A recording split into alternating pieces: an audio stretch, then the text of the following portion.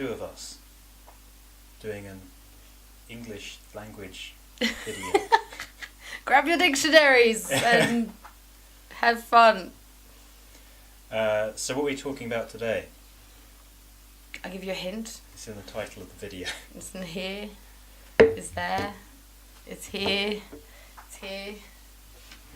Yes, we're talking about giraffes. Yes, giraffes. We all love giraffes here on the channel. Jurassic Park. What we also like are dinosaurs. Yes. And we know a lot of you out there also like dinosaurs. I've always liked dinosaurs. How do you know that? I don't know that. Well, if they're watching this video, they probably like dinosaurs. Yeah. Well, or they like board games, and just interested to know if there are any dinosaur-themed board games. Yes. Which is what we're going to be talking about today. Dinosaur-themed board games.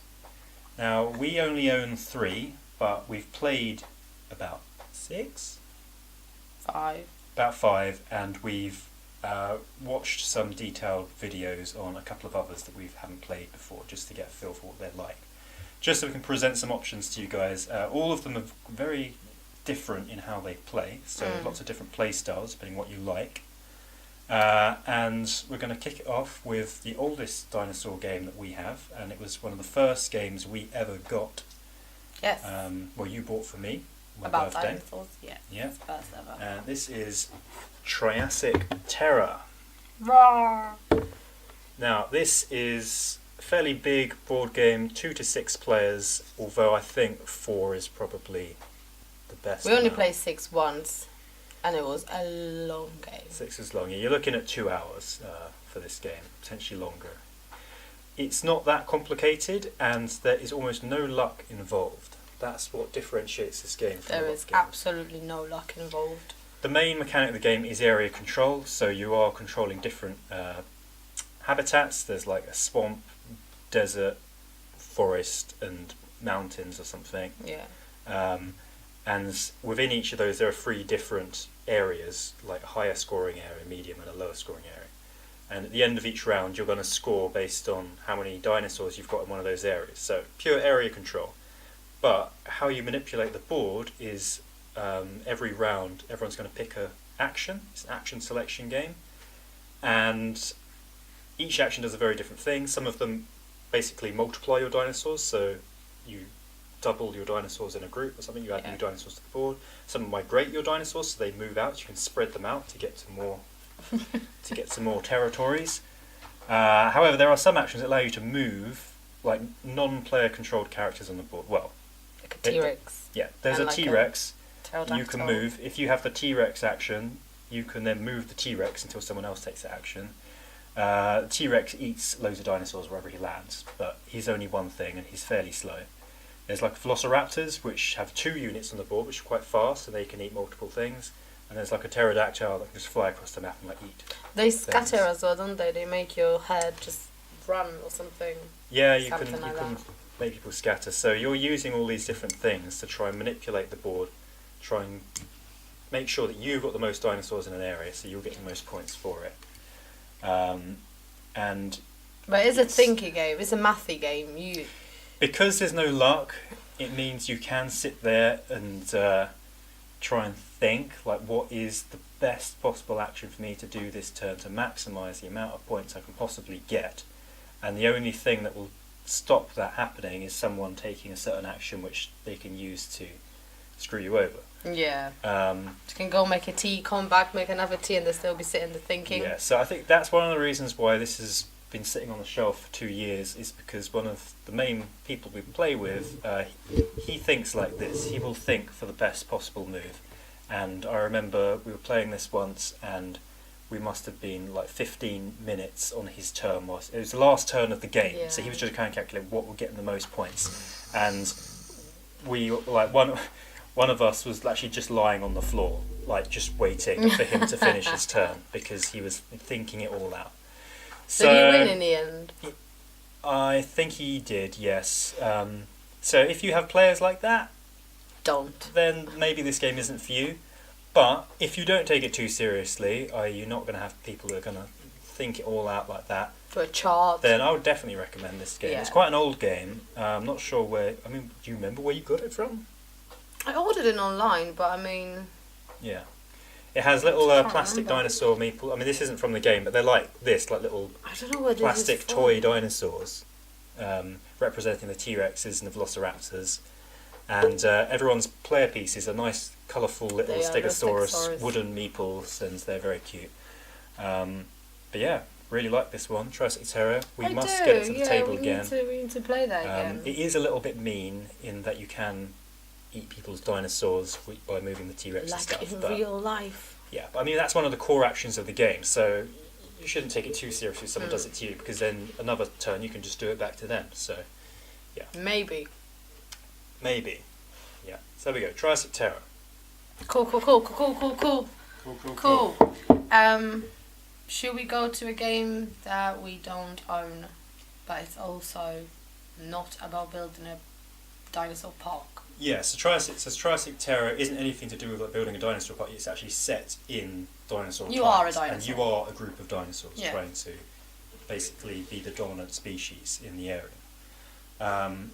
So we have another game, which is a 2-player game, where one player is a Velociraptor and her babies, and the other player is a group of scientists who are trying to capture the baby Velociraptors to study. Yeah. It's called Raptor, and it's a very good 2-player abstract strategy Not game. abstract. Well, Abstract hasn't got a theme. it's a thematic strategy game. You're going to say thematic abstract. A thematic abstract strategy game. Essentially, each player starts with 9 cards in their hands. They're numbered 1 to 9. Maybe abstract has a theme. Is Azul an abstract?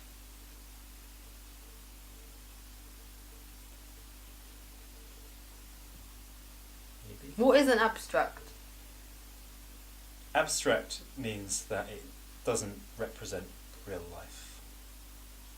Well, hello, they're dinosaurs. It doesn't represent real life because they're not here anymore. Well, yeah, but that is a theme, dinosaur. But so Azul is not an abstract because it's got tile laying, making a wall in Yes. Portugal or somewhere. Anyway, back on track. So we're talking about these games like Santorini or chess or Santorini's got a Onitama. We're not Onitama's got a theme. ignoring the theme part. It's a game where you're moving pieces, taking the opponent's pieces, and that's it. You have a board of squares that you're moving that's things not my kind of game. around. No. I really enjoy it though. So you've got your hand of 9 cards, 1 to 9. That's how many actions you can take. You take the difference between the numbers. So if I put a 9 down and if Alicia put a 7 down, I would get to take 2 actions. But I would get However, to do the special action on the card. yeah, whoever doesn't get to take the actions, whoever put the lower number, gets to do the special ability that's at the bottom of the card. And the higher the number card, the better the special ability usually. So if I did play a 9, she plays 7, she gets to do a really powerful ability. And you only get 2 actions. And I know I only get 2 actions. But the thing is, once you've used the card, it goes down face down in front of you. So you know what cards your opponent has used already, and they know what cards you've used already. So there's a little bit of kind of like, are they going to play their 9 this turn? Or are they just going to play their 1? You see, I don't do that. It's that thinky thing. And the The Velociraptor is very powerful in that the Velociraptor, every time it moves, it just moves in a straight line all the way as far as you want. So it can quickly move across the map and eat people very easily.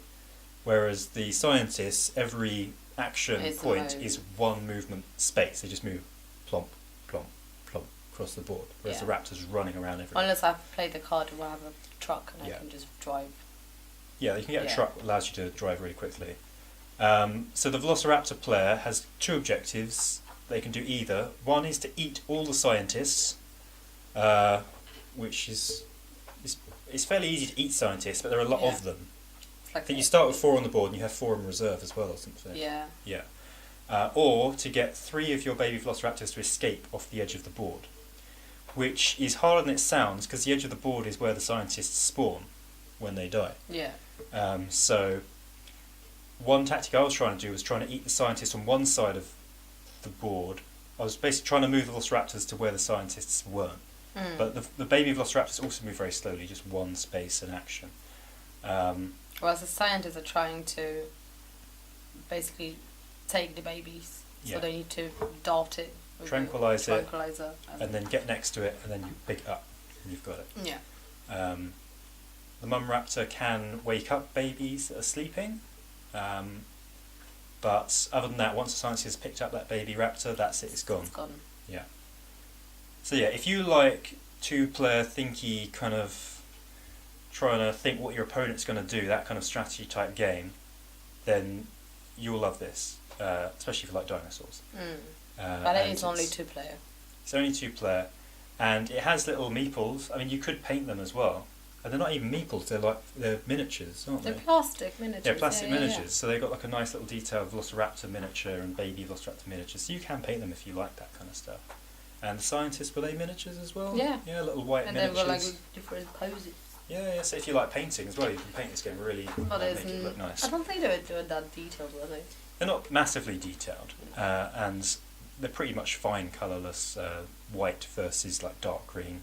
So yeah, there we go. That's Raptor. Right, what's next? A small one. A small one. A new purchase. This is a dinosaur park building game. So yeah, Jurassic Park. If you ever played like Jurassic Park Operation Genesis on the computer, where you actually, it's like Zoo Tycoon but Jurassic Park. This is kind of like that. You're building a dinosaur park, and the thing about this one is that it's a small box roll and write game. Roll and draw. Well, yes, roll and draw, because whatever. And it can play as many players as you want. It says 1 to 75 players on the box. And I think that's how many the sheets there are there is. 75 sheets in the game. So everyone's got a sheet in this game, and their sheet is a blank dinosaur park. And every round, 3 dice are going to be rolled into the middle of the table. Everyone's going to write down what those dice were. Then everyone's going to be sitting, looking at their thing, deciding how they're going to spend each of those 3 values that they've just got.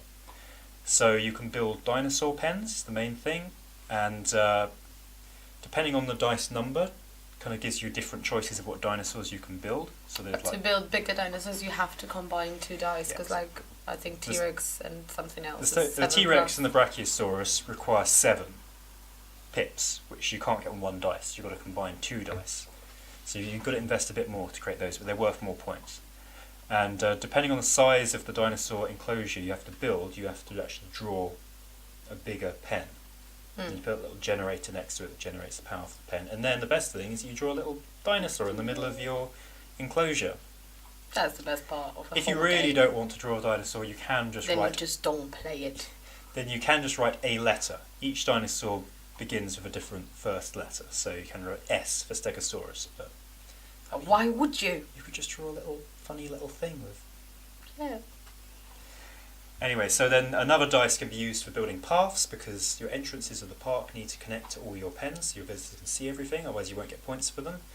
And you'll have facilities as well you can build, and they are randomised at the start of the game. There's always 2 random facilities, and they're things like, for example, one is like a picnic park, which gives you more points if you build it next to the lake that is in the middle. It's a petting zoo. Petting zoo, which gives you points if you build it next to herbivore pens, so people can stroke the herbivores whilst they're eating, something like that. I want to do that.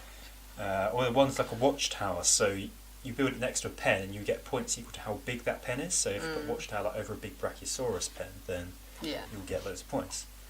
And there are 2 modes in this game. So there's light mode, which is pretty much what I've just described. It's fairly easy. There's also danger mode, which is a lot more... Danger mode, which is a lot more thinky, which basically introduces the concept of security, and every time you add... If you add more and more dangerous dinosaurs to your park, you have a higher chance of there being a break. It's basically at the end of the go, you're going to roll a dice, and you'll compare your security level to your danger level, and depending on how higher your danger level is to your security, generators in your park are going to get shut down. Then you destroy the pens. And so, depending what type of generator is shut down, it's going to damage all the pens it's connected to. But you don't really eat people in the do. There is no like guest concept in it. Not really. It's a little bit abstract in that regard. But if a pen is completely destroyed, i.e. every part of the pen gets destroyed, then that dinosaur will score you no points at the end of the game. Because it's escaped out of its pen. So I really like that concept. It is. I wouldn't play this for the first time with a danger mode with a group, especially a big group, because it's just a bit too much. This is the most complicated roll and write we've ever played. It's very thinky, but we love it. I mean, I love it. I like it. And I don't know. I mean, there's so much to think about. This is like you take a roll and write on the table, like, oh, it's just gonna be a roll and write, like, you know, any other roll and write we have. Yeah. And then you put this out, and it's like, oh, you've got like goals that you share with your neighbor, and you have to take the public goals they need to do, and there is this whole danger thing, and yeah, I didn't explain that. So if you ever played Castles of Malkin Ludwig between two castles or between two cities, there's this concept of having something between you and the player on your left and you and the player on your right. So in this game you have a kind of shared objectives with the player on your right and shared with the player on your left. And the first one of you to complete one of the objectives gets the card. So you're racing with the person on your right to get these things, and you're racing with the person on your left to get these things. yeah. So that makes there a little bit of player interaction. It's not just looking at your thing But it's only. also how lucky you are with having those things, because like we played last time, I think I had two completely different ones. So with your one, I was sharing like paths and the length of a path or something, or a path surrounding a lake. Yeah. But with Chris, I had about the amount of dinosaurs and the type of dinosaurs, and then he shared with you again about dinosaurs. So his was easier to get because they were both kind of the same. Yeah. So I mean, there is that element of like, I mean, it can be slightly easier if your objectives align. But then you don't know what your opponent's going to do. Maybe your opponent also goes heavy for that strategy, and then all of your cards you try to invest in that don't end up going ahead. So I've played this 7 players with the light version of the game, and it went down fine. They all loved it. It was a bit more complicated than most Does games. it take longer with 7? Doesn't take that much longer. It says up to 70 minutes. It says up to 70 minutes. We played it in about an hour with 7 players. Because everyone's doing their actions at the same time, so theoretically it doesn't take any longer, but if it's people are new to the game, you're going to have to keep explaining to them. They might say, oh, actually, sorry, what is this again? Like, how does this work again? And you only can play like when you can build one dinosaur a turn, and like, One dinosaur so you have a to turn, remember yeah. that. That's why there is a massive eraser in the thing. There's the game comes with an eraser, like a rubber, and You need it. It gets You used do a lot need it. because and always play in pencil, never play in pen this game, because you will make mistakes and things, and you'll realise, oh no, hang on, I've screwed myself there. Let's just. Or you can just laminate the thing and get the dry wipe. Yeah, all that. Yeah. So there we go. That is Welcome to Dino World. How about another game that we haven't got? And it's another 2-player game. Another 2-player dinosaur park building game. Dinosaur Island. I couldn't even pronounce that. Dinosaur Island. Dinosaur Island. So this is, well, it's made by the same people who made Dinosaur Island, which we'll talk about in a bit. But we haven't played Dinosaur Island. We've played Dinosaur Island. It's essentially like Welcome to Dino World. You're building a park. You roll dice. You pick a dice. You pick an action. What you get. I found it really boring. We didn't enjoy this game that much. I mean, I enjoyed the Dino World more than Dinosaur Island. Yeah. Even it takes the same amount of time pretty much to play. But in this one, I think I feel like I'm actually doing something. Like I'm building this park, I'm drawing these dinosaurs, and it's my park. But in there, I'm kind of restricted to. In Dinosaur Island, you don't get as much feeling of building a park. You're just kind of like putting cards down saying you've got things like, oh, I have a T-Rex. Oh, I have a Stegosaurus. I have like an ice cream stand. And it's just a card that is just placed. And it's not even a card like an overhead view of your thing down, you're creating a thing. No, it's just a card with a picture of the thing. So I don't really like that. I like the feeling of actually building things in a space. I mean, I understand why people like it, because for some people it looks pretty. I don't like the way it looks. It's just very like The kind of the very colourful neon, Yeah. like 80s It's too much. design is not It's like right in your face. not lasers. for me. I don't really like that aesthetic, Yeah. but a lot of people do. So, and I know people really like this game. I also know there are people that also dislike this game. Well, yeah. I think one of the main things is because although you have all these different types of dinosaurs, they're all the same thing really. It's either a small, a medium or a big dinosaur, and they all do exactly the same thing, I think, from what I remember. I don't think there was any difference Unless we played it between them. wrong, but I mean, I don't even want to give it another They're just go. worth small, medium or big points. Yeah. They don't actually do anything really. So it just kind of felt a bit dry. That Did. I mean, the best part of the game is the kind of the dice selection and getting the different DNA that you spend on your dinosaurs. But once you've got dinosaurs in your park, they don't really do anything. They're just going to sit there and they're worth a different amount of points. They don't change how the game plays really. So we weren't a big fan of Dinosaur Island. So I mean, for a small box dinosaur building game, I would recommend Dino World. Welcome to Dino World over that. Even though it's a roll and write, it's a really thinky roll and write, and you actually feel like you're building a park. 'Cause you're actually drawing and building your park as you're doing it. Yeah. So what about Dinosaur Island? Then? Dinosaur haven't played Island. it. We haven't played it.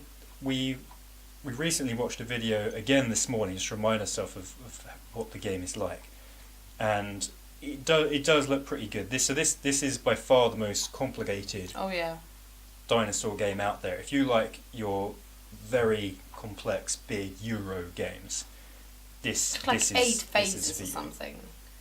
Yeah, there's multiple kind of different phases. You need to do different things. So there's a phase where you have all the DNA dice that are rolled at the start of the round, and they get placed at the top, and then everyone's going to take a turn to pick a thing that they do with their scientists. So you might want to take one of those dice if it gives you something you want, or you might want to buy a dinosaur from a thing, or do something else. And then move on to the next phase. It goes along, and in the next phase, you're deciding what you want to build, or if you want to get more DNA, or whatever in this other market thing. And then it moves on to another phase where everyone simultaneously is doing worker placement on their own board, or action selection. So they're placing what actions they're going to do on their board. Are they going to build this dinosaur? Are they going to do this? And you actually have a dinosaur park, like an actual board, and you have, I think it's cardboard tiles of each dinosaur. Yeah. You put down, so you've got a nice picture of each different dinosaur, but the amount of dinosaurs you have is depicted by little plastic Triceratops meeples. So it's a bit weird saying, oh, I've got a Spinosaurus here, or I've got a T-Rex here, and then So is it only the one type you get? and then you put a little pink plastic Triceratops indicate that you have a T-Rex. Like, Yeah, nice. I kind of wish I had something that looked a bit more like a T-Rex there. And you just got thousands of these little plastic Triceratopses everywhere. So yeah, I'm not a big fan of the look of this game. I don't really like the neon kind of 80s. Well, you don't like the 80s, so. I'm not a fan of that whole 80s aesthetic. I don't definitely a mind the 90s kid. 80s, but I don't. It feels that game is just so silly when it's just so colourful. Like I feel like playing like My Little Pony or something. But the most complicated My Little Pony Yeah. ever. Yeah. So yeah, I would like to try it one day. Give it a go. It does look like the actual gameplay could be quite fun. I just don't really like the look of it. Just close your eyes. And the plastic Triceratops meeples just, I don't know, it just doesn't feel right having those representing T-Rexes and Velociraptors and things. Well, yeah. That brings us to our newest edition. our newest edition, and the most thematic, I think, of all is Dinogenics. Dinogenics, yes. So this is a recent purchase. So this is only available on Kickstarter. It was, I think, yeah. And I think they're doing a second Kickstarter. They will be doing another one. Yeah. We purchased it second hand from someone else who'd got the game, and it wasn't for them. For a... Thank the Lord it wasn't for them. Yeah. I mean, we paid about retail price for it to get it off of them. Yeah. But it was in very good condition. Everything was perfect. I think I'd only played it a few times. And we've played this twice now. Played it once with 2 players and once with 4 players yesterday. And God, it gets mean with 4 players. Yeah, I really like this game. It plays up to 5 players, but 5 I think is going to be a bit... I think 5 will be even meaner. Because there'll be a lot of blocking and stuff. Oh, yeah. And you need a big table for this game. Maybe not as big as Dinosaur Island, because I've seen all the different everyone gets 2 player boards in that game. There's like 1 million player boards in the middle. I think this one is more like compact. You've got 1 board instead of 2 for one player. Every player has 1 big board that is their dinosaur park that will have your area for building dinosaurs on one side and your area for building facilities on the other side. And in the middle of the game, there is going to be a huge worker placement board with different actions of where you're going to do different things. And there's also a scoring board as well that shows you what reputation everyone's on and all that kind of stuff. So, like Welcome to Dino World and like Dinosaur Island, Dinosaur Island, this is a dinosaur park building game. You're building a Jurassic Park, and this one is simpler than Dinosaur Island. We played it with a gamer and a non-gamer yesterday, and the non-gamer, Rob, he almost won. He came second. Oh, Rob.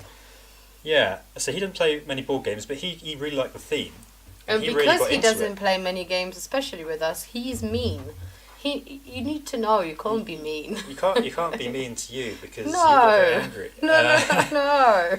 But it's fine. You won. Yes. You won. But he picked it up really quickly. I mean, it's not a complicated game. It seems like there is a lot going on the board where there's like all the actions and you're doing different things. As long as one person knows how to play this game, then for everyone else it's going to be fairly simple. You just need one person that's going to run through, right, now we do this, now we do this, now we do this. But each of the things you're doing is very simple.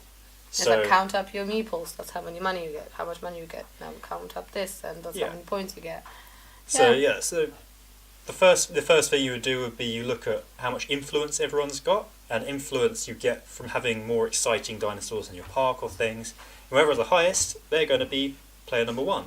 And in descending order, and that will determine how many visitors you get and who goes first. So it's very good to have kind of a good excitement level in your park, because you will get to go first and you'll get more visitors coming to your park. You had this boring park last time. I was at the lowest reputation out of everyone the whole game. You had like this ankylosaurus and that's it. I didn't come last though. So yeah, it's some people say that this game has a problem with catch-up. There isn't much of a catch-up mechanism, because the player with the highest reputation is going to get loads of extra bonuses. Well, but you can get reputation. You build a big dinosaur and there it is. Even if you don't feed it or something, it's still that. The reputation stays on. So yeah. So once you've determined this order, you'll get guests come to your park. Then you'll get money for each guest you have. You get 1 money, and then you will essentially do a worker placement thing on the board. So there will be different places you can go, and it's a little bit like Ticket to Ride in the set collection thing, because each... Well, okay. Now you said it. Oh gosh, show it now. Each species of dinosaur is a set collection. Has DNA cards for it, and each type of dinosaur has a number of cards you need to collect. So a T-Rex, you need to collect 3 T-Rex cards. Once you've got 3 T-Rex cards, there's a place on the board you can go to play your T-Rex, essentially. I think Brachiosaurus or Brontosaurus is 4 Brontosaurus cards, and you can get Brontosaurus, but there are like little ones like Triceratops is 2, and Velociraptor is 2, so you can quickly get these out into your park. And the action selection space, the worker placement spots around the board are things like draw 3 DNA cards and pick 1, put them back, or just draw 2. Or get goats. Goats, yep. So there are carnivores in this game, so there's Velociraptors, T-Rex and pterodactyls, and every turn you need to feed them, and the T-Rex eats 2 goats a turn. So you need to make sure you've got enough goats, otherwise your dinosaurs could rampage. But there is also... That's very thematic. My park was fairly boring in that most of the game I just had 1 Ankylosaurus in my park. But I was investing a lot... I was making a lot of money somehow. Because you have that hotel machine. Yeah, I had a thing that gave me more money for hotels. So... Even though they were empty. Yeah. So I was investing a lot in the facilities. I was creating lots of facilities on the non-dinosaur part of my park to make it like a good like resort. Like it got one dinosaur, like a really nice resort that I've created with like nice restaurants and things.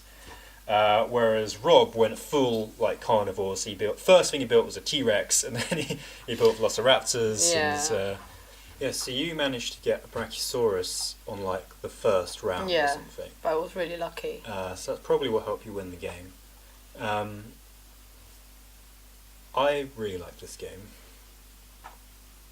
It just went straight. I really like it. I really like this game too. Mainly because it has that feeling of building something. Every type of dinosaur does a different thing. So They've got different little meeples. and there's different meeples for each dinosaur. There's a T-Rex meeple, there's a velociraptor meeple, there's a pterodactyl meeple, a brontosaurus, stegosaurus, triceratops, ankylosaurus, and that's it. Corrupted T-Rex.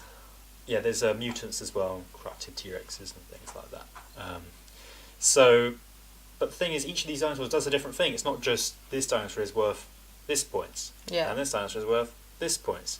They actually do different things. They do different things. So, Stegosauruses, they give you an extra money every go because why not? The Triceratopses give you more points the more Triceratopses you have in the same enclosure. So you want to get multiples of them.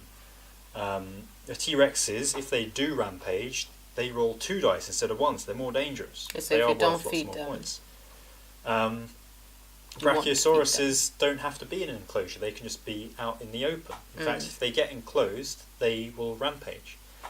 So one of the problems with this game, some people have said, is that dinosaurs don't really rampage. They don't really break out. In fact, did we even have one breakout our whole last game? We didn't have well, we rolled for it, but we both managed to roll really well because you roll the dice on a rampage thing, and you either break the fence or eat the guest, or you get money because it's exciting. There's one side of the dice that gives you a credit. And I rolled that, and then Chris rolled 2 dice because he had a rampaging T-Rex. So for T-Rex he rolled 2. For one he rolled a credit, and for second he had the card that lets him just ignore it. So yeah, they don't really rampage. I mean, I suppose the main way you could, if someone had a lot of dinosaurs, sort of carnivores, you can block the goat. If you block the goat space, i.e. they can't get enough food to feed their carnivores, then you can make it more dangerous. I think for 4 players there should still be some blocked spaces when we play, because when you play with 2 players, lots of the spaces were blocked, so only one person could go there. Whereas with 4 players, even if there is 3 spaces on the goat one, I mean, it is not that hard to get the goats. Yeah. We will really have to gang up on someone. So. I think this game is probably a lot meaner with 5 players. With 5 players, you will probably have more rampages because people aren't going to be able to get to the things they want to do because people are blocking them off. But in 4, it was fairly... It was still mean. It was still mean, but the board was fairly open. You could go... Usually, you can go to most of the places you want to go until towards the end of the round. It was more mean because of the event. So there's like event cards that are very powerful, that are either really good for you or really bad for someone else. So there are cards that give you lots of money, or there are cards that let you build a dinosaur kind of for free or for like nothing. Yeah. And there are cards that let you eat others' guests or take people's guests to your hotels because... Yeah, I think Rob played a card where basically there was a Compsognathus infestation in all our hotels apart from his, and we basically had to empty out one of our little hotels and give all the guests to Rob, who had this massive hotel complex that could store like 8 guests. That was mean. And he had this other card that during the next scoring for dinosaurs, all your dinosaurs with 2 reputations score you half of the points. So I basically, out of 25 points, I only scored 15. And that was really mean, Rob. So these cards do make it a bit swingy, but it's quite exciting playing these. It will be boring without that. It will be just basically building your park and there'll be no interaction whatsoever. This adds a lot of interaction in the cards, and it's a good catch-up mechanism. If you're behind, maybe you want to get some of these cards because then you can play it to get ahead. But yeah, I think that the main problem with this game is some people might find these cards a bit too swingy. There isn't really that much like dinosaurs breaking out and stuff, unless you're playing like a 5-player game maybe. Yeah, with 5 players, I can see how that happens because the goat space would get filled up pretty quickly. Yeah. But I think the positives far outweigh the negatives in that this is a big dinosaur park building game. You're actually building a park, you're putting dinosaurs in, all the dinosaurs do different things. There are loads of different facilities that you can buy which all do different things. It's fairly easy to teach and play as long as one person knows the game very well. Your very first game of this, learning the rules and playing it, is going to be quite slow because there are a lot of different phases you need to understand how they work. But as long as one person knows all that, they can pretty much run the game for everyone and say, right, now everyone do this, now everyone do this, now everyone do this. It's very simple, each of the things you do. So I would say if you get the opportunity to pick this up, or when it comes back on Kickstarter, if you like the sound of this... It's really well made as well. The components are top-notch quality. All the boards have like... the thick ones, the double layered or whatever. Like Scythe or those kind of games where it's a double layered thing, so you put your cube in or you put your thing in and it stays. It doesn't slide off and fall off. If the cat jumps from the table, all your things aren't going to slide off and you need to remember where they went. Yeah. Which is a common problem for us. And it's just worker placement, really. And worker placement, set collection. Worker placement, set collection, which you then use to build your parks. So the main mechanics are fairly simple, but it's got enough theme, and it's a theme that a lot of people will enjoy and can get behind, that you can get non-gamers to play this game with you. Yeah, definitely. Would you dare put in them in any kind of order of the games we talked about today? As you enjoy them, released to the most, apart from the ones we haven't played. Oh, we haven't talked about Jurassic Danger game, but this is basically just scientists running away from dinosaurs. The same game every time you play it, kind of feels. So if you want a game you want to play with children, like as a family, or a game you want to play with your parents, or a game you want to play with your children, that's a bit simpler, I would recommend Jurassic Park Danger Zone, or what is it called? Yeah, something like that. Something. Just Danger, yeah. Danger Jurassic Park thing. Yeah. This is pretty much Jurassic Park, the film, the board game. So instead of building a park, you're actually playing through the actual film of Jurassic Park. So you have different characters like John Hammond and whatnot who are in the park, and one player is the dinosaurs, and everyone else is the different humans. But everyone's got the same cards every time they play. They have the same kind of action, special thing to do. Blah blah blah. It's the samey game for children. We haven't got time. Okay, I think it's quite good. It looks like quite a good game for a more simpler game. If you just want to play through the movie, something quite simple. But it will be the same. I would check out time. the videos of how to play it, see if it's for you. It's not for me. It's not for us. No. But it might be for you. Oh, so would you care then? Right. Those 5 that we played, so these 3 plus Raptor plus Dinosaur Island. So least favourite that I've played is Dinosaur Island. Same. As I said, I didn't really like the theme and the colour and the fact that dinosaurs don't do different things. They're just worth different amount of points. Yeah. So. Next for me is probably... For me, it's Raptor. Yeah, I would probably say the same. Although I do really like Raptor. But yeah, I think the one for me after Raptor, which I like slightly more, is Jurassic Terror. Also for me, is that. Okay. And then I guess we swap, and then it's that. Unless you like Dino World more than Dinogenics. I like Dinogenics the most, just because it's a big, cool game. But my second favourite is this, because you can play it with any number of players, and you do feel like you're building a dinosaur park, and it's complex enough that you can really get into it. Yeah, my second one is that one, and the first one definitely. Definitely this one. Yeah. Yeah. So look out for this one on the next Kickstarter. Also, on like a second-hand market. But that's the other good thing about this. This is cheap. Just knocked over the mic. How cheap is it? Did you buy it? No, but if you get the non-Kickstarter one, it's like 25 quid. Yeah, it's quite cheap. Whereas this is a lot more expensive. But this one should be fairly cheap to pick up if you can find it. I don't know if it's in print. may or may not be in print, but look out for it on people that are like buying and selling it on buy and sell groups. That will be it, I think. That will be it. So these are dinosaur themed board games for people that love board games and dinosaurs.